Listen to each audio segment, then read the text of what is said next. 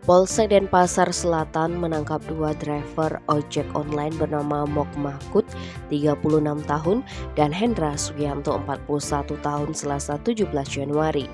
Pasalnya, mereka nekat mencuri sepeda motor serta barang-barang berharga di sebuah kos Jalan Glogor Indah, Gang Jangkrik nomor 4, Pemogan, Densel. Kasus ini dilaporkan oleh pria bernama Abu Rohman, 33 tahun.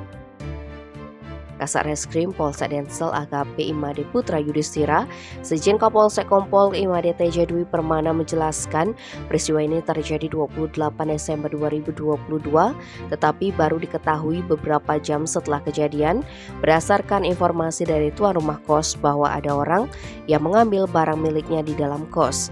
Lantaran Abu Roman kala itu sedang berada di Banyuwangi, Jawa Timur, maka ia belum bisa memastikan barang-barang yang diambil pelaku. Setelah kembali ke Bali dan mengetahui barangnya yang hilang, korban langsung melapor kepada polisi. Setelah diselidiki, tim Opsnal Reskrim Polsek Densel mengetahui tempat tinggal salah satu pelaku di Jalan Raya Basangkase, Gang Walet, Seminyak, Kuta.